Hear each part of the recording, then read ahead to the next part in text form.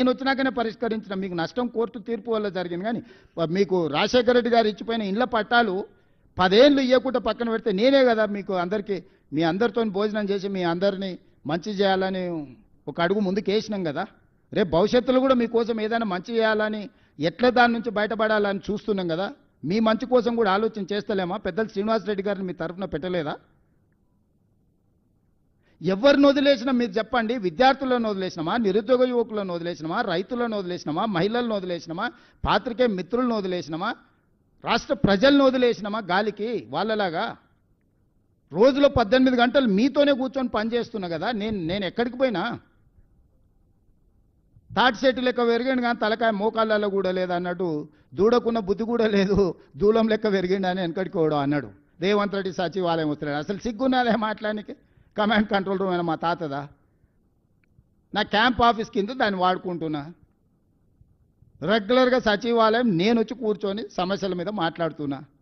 రోజులో 18 గంటలు ఎక్కడున్నా నా జీవితంలో కానీ, నా విధానంలో కానీ, నా నిర్ణయాలలో కానీ ప్రతిపక్షంలో ఉన్నప్పటికి ఇప్పటికి ఏమైనా మార్పు వచ్చిందా? మీ అందరితో వ్యవహరించే శైలి కానీ వాళ్ళలాకేమన్నా దుర్మార్గంగా ఎప్పుడైనా వ్యవహరించిందా? అసలు నా పోలికేంది? నా గురించి మాట్లాడేది హరీష్ రావు? నువ్వు ఎప్పుడైనా అద్దంలో చూసుకో నా గురించి మాట్లాడే ముందు. నాదేముంది? సాదా సీదా జీవితము.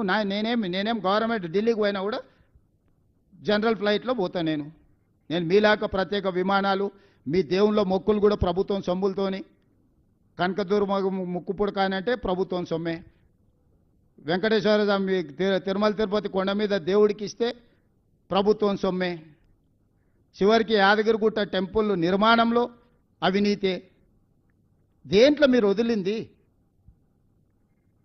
కోవిడ్ టైంలో ఎన్ని డొనేషన్స్ను మీరు దిగమింగినరు. కోవిడ్ను కూడా వదలలేదు ప్రజలకు సేవ చేయాల్సిన సమయంలో. మీకు మాకు పోలికేందయ్యా? పొంతనేంది? ఇప్పుడు కూడా 3 సార్లు ఇచ్చిండ్రు జూబ్లీహిల్స్ వాళ్ళకే. ఏం చేసిండ్రు? 3 సార్లు బీజేపీకి ఇచ్చిండ్రు. ఏం చేసిండ్రు? కళ్ళ ముద్దలు ఉంది కదా. ఇప్పుడు సమస్యలు ఉన్నాయి. అయ్యో ఈడ చెత్త ఉంది, అయ్యో ఈడ మట్టి ఉంది, ఈడ కాలువల మోరీల బురద ఉంది అని అంటుంది. ఎవడు కారణము?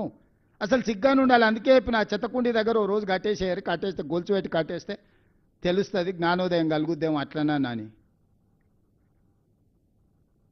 అన్ని సమస్యలను పరిష్కరించి నగరాన్ని అంతర్జాతీయ ముఖచిత్రంలో పెట్టడానికి జూబ్లీహిల్స్ నియోజకవర్గ ఓటర్లను సహకరించాల్సిందిగా నేను విజ్ఞప్తి చేస్తున్నా.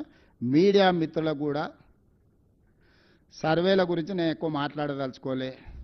సారు కారు 16 అన్నారు, పరారు అయిపోయారు. 100కి ఒక్కటి తగ్గేది లేదన్నారు, బొక్కలు ఇరిగి బోర్ల పడ్డారు. ఒక 10 ఉదంతాలు చూసినాం. నేను ఏ సర్వే ఏజెన్సీలను ఎవరి గురించి నేనేం అనదలుచుకోలే. మనం బ్యాండ్ మేళం మనం డబ్బులు ఇచ్చి పిలుచుకుంటే వాడు మనం పాడవన్న పాట పాడతాడు, వేరే పాడతాడా? మనం ఒకవేళ సావు కూలిస్తే సావు పాట పాడమంటే సావు పాట పాడతాడు కానీ పెళ్లి పాట పాడతాడు? పాడాడు కదా. మనం నగదిచ్చి మనం సర్వే చేసుకుంటే మనకు అనుకూలంగానే ఇస్తాడు, వ్యతిరేకంగా ఎందుకు ఇస్తాడు? వాళ్ళు ఏదో నగదిచ్చారు, వాళ్ళు ఏదో చేసుకోరు, వాళ్ళ మీద చర్చ చేస్తూ నేను ఏ ఛానల్స్ని ఏ పేపర్లను ఎందుకు వేసిరని నేను అడగదలుచుకోలే. మీ ఇష్టం, మీ వ్యాపారం, మీ లాభం ఏది ఉంటే అదే చేసుకోరు. కాకపోతే 14 తారీఖు తర్వాత మీరు ప్రసారం చేసింది అక్కడ లేకపోతే మీరు ఏ విధంగా ఈ సమాజాన్ని ఎదుర్కొంటారో ఒక్కసారి అదొక్కటే ఆలోచన చేసుకోరు. సమాజాన్ని మీరు ఫేస్ చేయాలి కదా. నిజం నిప్పు లాంటిది 4వ పిల్లర్ ఏంటో చెప్తారు కదా. ఆ పిల్లర్ లేదు, 3 పిల్లర్లు ఉన్నాయి తెలంగాణలో అని చెప్తారా? నిప్పు కాస్త ఉప్పు అయింది, ఉప్పు కాస్త పప్పు అయిందని చెప్తారా? కాబట్టి దయచేసి కొన్ని పొలిటికల్ పార్టీ ఓన్డ్ మీడియా ఉంటుంది, అది మీడియా కింద మేము ఎప్పుడు చూస్తలేము. కరపత్రాల కిందనో పార్టీ కార్యకర్తల కిందనో ఇస్తాం. మనుషులుగా వాళ్ళను రిపోర్టర్ల అని మాకు విజిటింగ్ కార్డు ఇచ్చినా గౌరవిస్తున్న వ్యక్తులుగా వాళ్ళని రిపోర్టర్స్గా మేము ఎప్పుడు చూడం. కానీ న్యూట్రల్ జర్నలిజం చేసేవాళ్ళు చిన్న చిన్న ప్యాకేజీల దాంట్లో పోయి మాత్రం ఈ తప్పులు చేయబాకండి. నిజం అబద్ధం ఏముంది 14 తారీఖు నాడు ఈ సమయానికి మీకు తెలుస్తుంది, మాకు తెలుస్తుంది. బీఆర్ఎస్ను ఓడించండి, బీజేపీ డిపాజిట్ను గల్లంతు చేయండి. ఇది ఒక్కటే నా విజ్ఞప్తి. ఈ రెండే వాళ్ళిద్దరికి శిక్ష. ఈ 10 ఏళ్ళు సర్వనాశనం చేసినందుకు వాళ్ళు ఓడాలి, వీడి డిపాజిట్ పోవాలి. శ్రీనివాసరెడ్డి గారు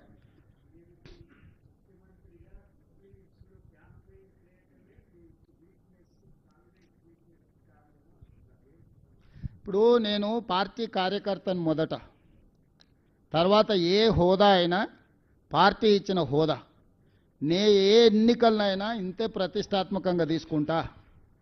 డిపాజిట్ రాని హుజూరాబాద్లో, ఓడిపోయిన హుజూర్ నగర్లో, నిలబడి ఓడిపోయిన నాగార్జున సాగర్లో, మునుగోడులో ఏ ఎన్నికల్లో అయినా కూడా ఇదే స్థాయిలో నేను ప్రచారం చేసిన.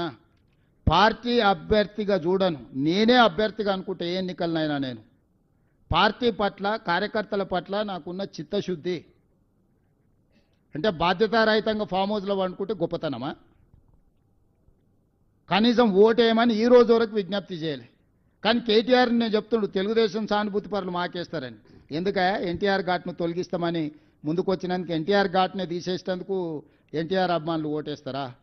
చంద్రబాబు నాయుడుని ఆంధ్రప్రదేశ్లో అరెస్ట్ చేస్తే నిరసన తెలుపుకుంటామంటే పోలీసు వాళ్ళతో కొట్టించి తీట పడితే నిరసన రాజమండ్రిలో తెలుపుకోపోండి అని అవమానించినందుకు తెలుగుదేశం పార్టీ సానుభూతి పరులు ఓటేస్తారు.